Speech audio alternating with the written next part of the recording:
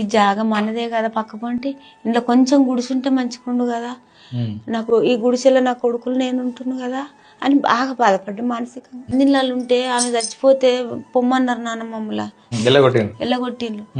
ఇంటోళ్ళ ఇంట్లోకి పోయేదాకా పోవద్దంటే నా కొడుకులు నేను రోడ్డు మీద కూర్చున్నాం. వాళ్ళ ఇంటికాడ ఉండి వండుకొని తిన్నాం 4 రోజులు. ఇప్పటి నుంచి ఇల్లు ఉండాలి, ఎట్టి పరిస్థితుల్లో ఏ అడక్క తిన్నా మంచిది అన్నం లేకుంటే, కానీ ఇల్లు ఉండాలి. ఇల్లు ఉంటే ఇంట్లోకి వెళ్ళి వాళ్ళు వెళ్ళగొట్టకపోరు కదా, మన ఇంట్లో పోయి మనం ఉందాం కదా, గుడిసున్నా అయిపోవు కదా.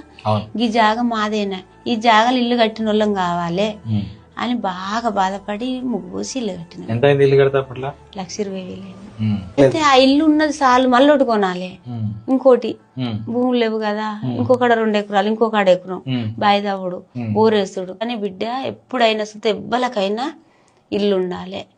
ఇల్లు లేకుంటే చాలా కష్టం. ఒక్క గుంట అన్నా 50 గజాలలోనైనా ఆఖరి గుడిసె అయినా ఉండాలి. సొంత ఇల్లు సొంత ఇల్లు లేకుంటే పుసుక్కున్న పానం పోతే రోడ్డు మీద ఎత్తాను. కాబట్టి ఎవ్వలకైనా కష్టపడి 2 రూపాయలు వస్తే రూపాయి తిని రూపాయి వెనకేసుకొని ఆ రూపాయి పోగు చేసుకొని పిల్లల కోసం కాపాడుకొని ఉండేదందుకు ఇల్లు అన్నా, అసలే లేనోళ్ళు ఇల్లు అన్నా అయితే ఉంచుకోవాలి.